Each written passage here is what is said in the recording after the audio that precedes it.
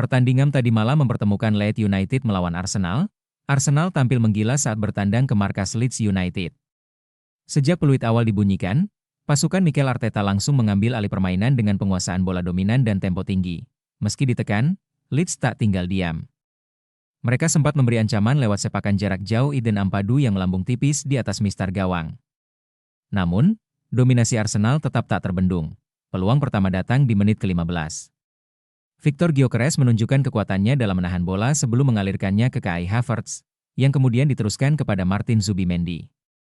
Sayangnya, tembakan sang gelandang masih terlalu lemah dan mudah diamankan Karl Darlow.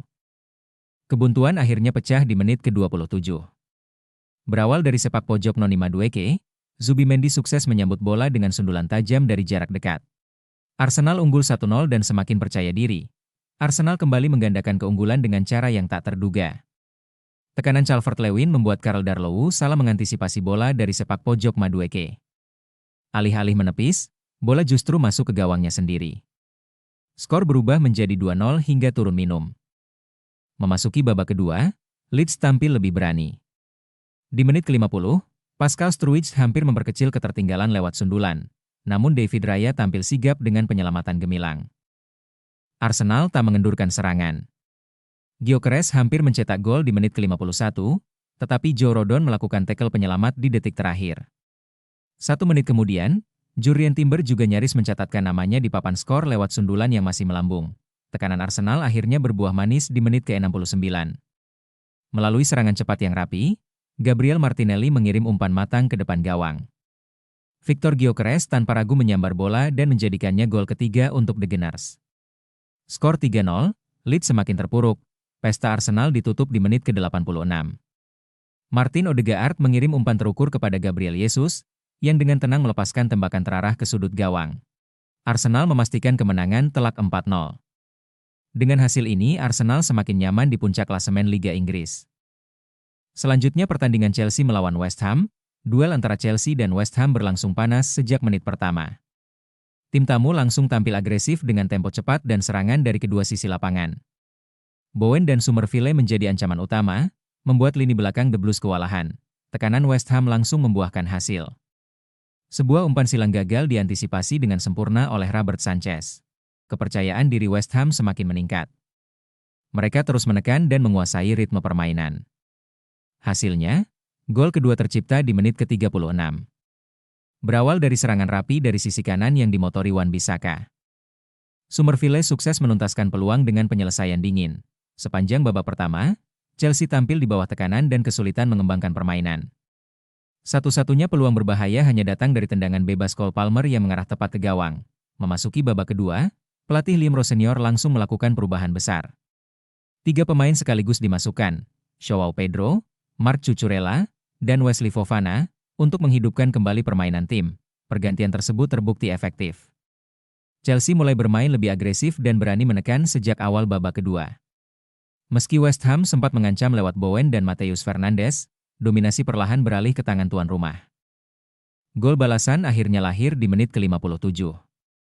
Umpan silang akurat dari Fofana disambut tandukan keras Joao Pedro yang tak mampu dihentikan kiper lawan. Stamford Bridge kembali bergemuruh. Momentum terus berpihak kepada Chelsea. Serangan demi serangan dilancarkan hingga akhirnya gol penyama tercipta di menit ke-70. Cucurella sukses memanfaatkan kemelut di kotak penalti dan menanduk bola masuk ke gawang. Skor imbang, atmosfer stadion semakin memanas. Di sisa waktu pertandingan, Chelsea tampil semakin percaya diri dan memburu kemenangan. Namun, West Ham hampir saja mencuri gol ketika sepakan Todibo membentur tiang pada menit ke-86. Saat laga tampak akan berakhir imbang, drama terjadi di masa injury time.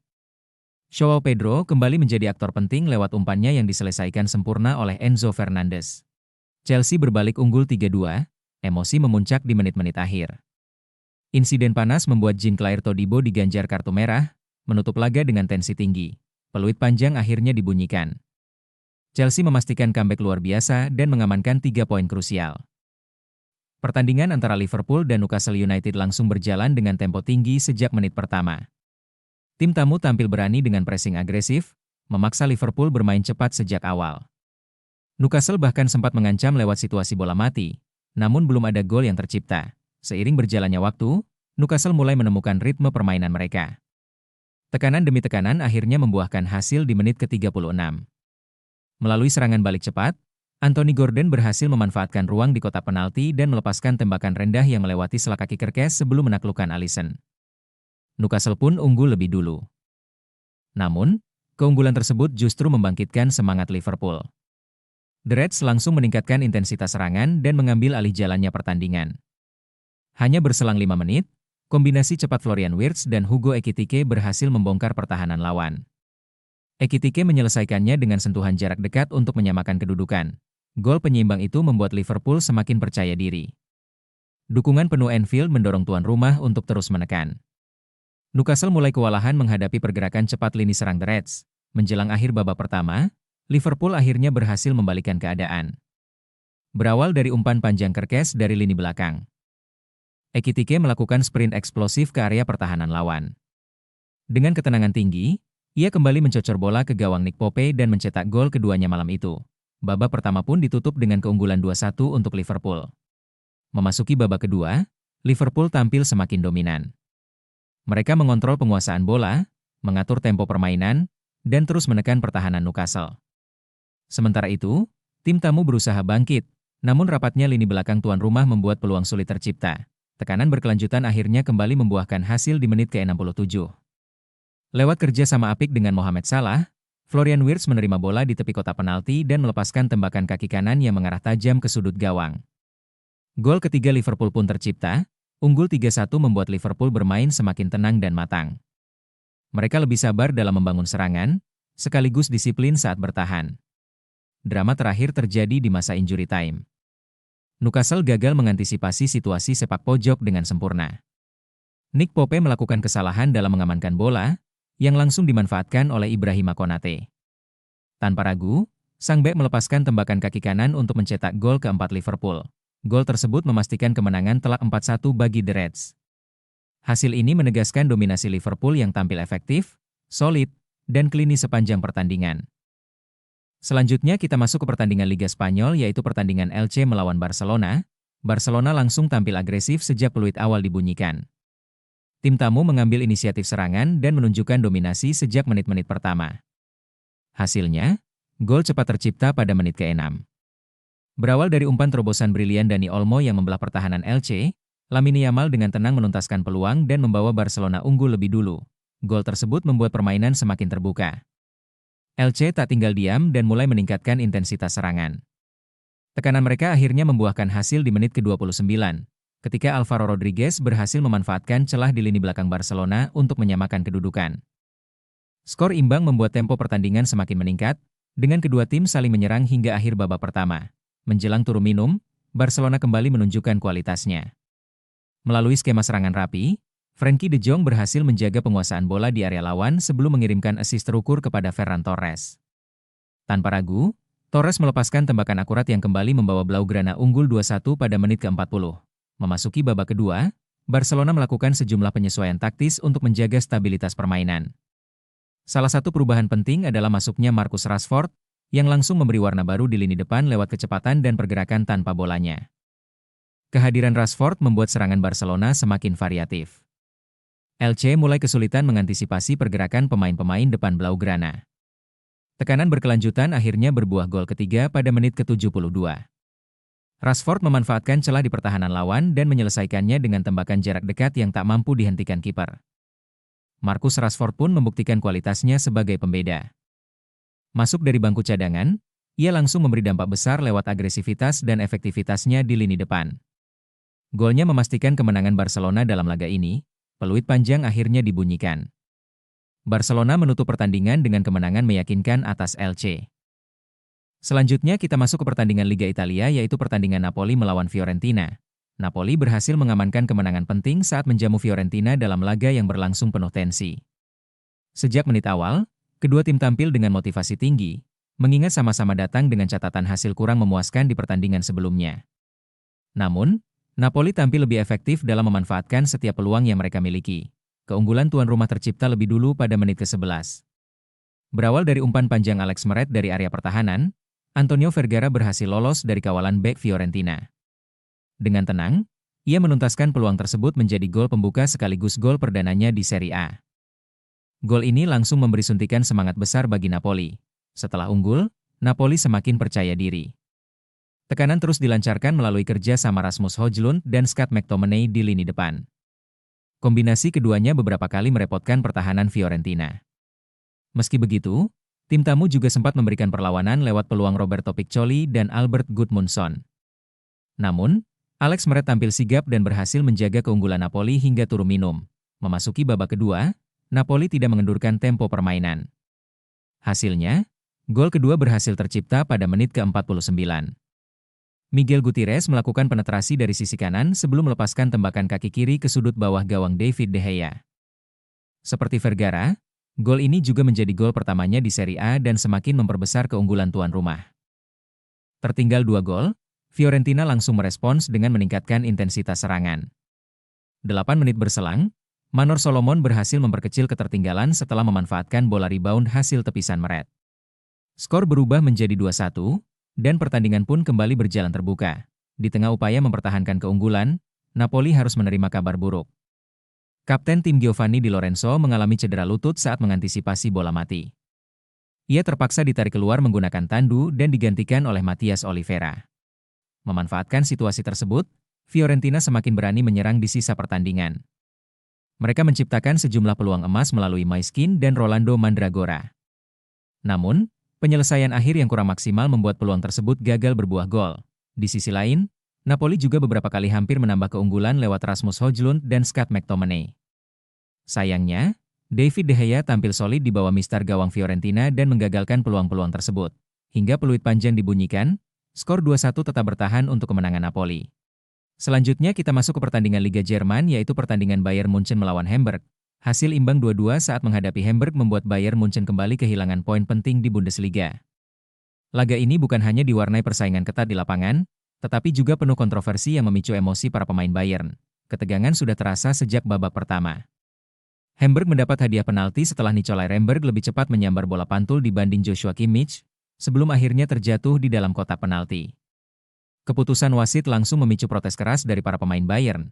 Harry Kane menjadi salah satu yang paling vokal menyuarakan keberatan. Ia terlihat terus berdebat dengan wasit, namun semua protes tersebut tidak membuahkan hasil. Penalti tetap diberikan, dan eksekutor Hamburg sukses menjalankan tugasnya dengan tenang, mengarahkan bola ke sudut bawah gawang Manuel Neuer. Tertinggal 1 gol, Bayern langsung meningkatkan intensitas permainan. Tekanan demi tekanan akhirnya membuahkan hasil ketika Harry Kane berhasil menyamakan skor melalui penyelesaian jarak dekat. Gol tersebut kembali membangkitkan semangat di Rotten. Memasuki babak kedua, Bayern tampil semakin dominan. Kerja sama apik antara Michael Olise dan Luis Diaz berujung pada gol kedua Bayern. Diaz memanfaatkan umpan matang Olise untuk membawa tim tamu berbalik unggul. Namun, keunggulan tersebut kembali sirna. Hamburg berhasil menyamakan kedudukan lewat sundulan Luka Vuskovic yang memanfaatkan umpan silang William Michael Branches. Mereka merasa ada beberapa pelanggaran di kotak penalti yang seharusnya berbuah hadiah penalti. Namun, semua tuntutan tersebut kembali diabaikan. Situasi semakin memanas hingga peluit panjang dibunyikan. Kekecewaan Bayern terlihat jelas di wajah para pemain. Mereka menilai kepemimpinan wasit sangat memengaruhi jalannya pertandingan dan merugikan tim. Selanjutnya kita masuk ke pertandingan Liga Prancis yaitu pertandingan AS Monaco versus Rennes. AS Monaco tampil luar biasa saat menjamu Rennes dalam lanjutan Ligue 1. Bermain di hadapan pendukung sendiri, Monaco langsung menunjukkan ambisi besar untuk meraih kemenangan. Sejak menit awal, mereka tampil agresif, menguasai permainan, dan terus menekan pertahanan tim tamu. Meski sempat mendapat perlawanan, Monaco tetap sabar membangun serangan. Usaha mereka akhirnya membuahkan hasil pada menit ke-33. Berawal dari serangan balik cepat, Folarin Balogun mengirimkan umpan matang kepada Ansu Fati. Tanpa ragu, penyerang muda tersebut melepaskan tembakan kaki kanan dari dalam kotak penalti yang tak mampu dihentikan kiper Rennes. Monaco pun unggul 1-0, gol tersebut semakin meningkatkan kepercayaan diri tuan rumah. Monaco terus mendominasi jalannya pertandingan, sementara Rennes terlihat kesulitan keluar dari tekanan. Hingga turun minum, skor 1-0 tetap bertahan. Memasuki babak kedua, Monaco langsung tancap gas. Mereka meningkatkan tempo permainan dan tidak memberi ruang bagi Rennes untuk berkembang. Hasilnya, gol kedua tercipta pada menit ke-50. Alexander Golovin mengirimkan assist terukur yang berhasil dimaksimalkan Magnus Akliouche dengan penyelesaian jarak dekat. Skor berubah menjadi 2-0. Tertinggal 2 gol membuat Rennes semakin tertekan.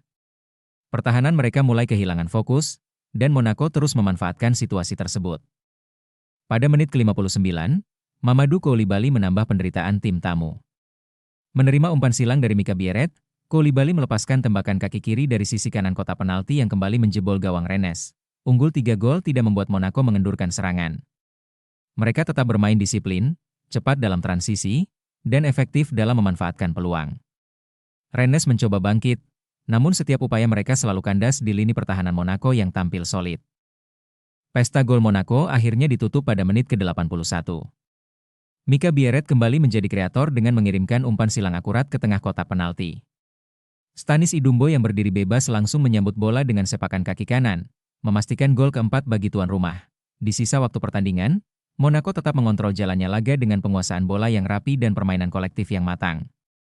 Rennes tidak mampu menciptakan peluang berbahaya hingga peluit panjang dibunyikan. Skor akhir 4-0 menjadi bukti dominasi penuh AS Monaco dalam pertandingan ini. Kemenangan telah tersebut menjadi modal penting bagi mereka untuk naik ke papan atas klasemen Ligue 1. Sementara itu, itulah pembahasan lengkap pada video kali ini. Jika kalian ingin terus mengikuti update dan analisis seputar dunia sepak bola, jangan lupa subscribe channel ini, aktifkan notifikasi, dan dukung kami agar tidak ketinggalan konten terbaru selanjutnya.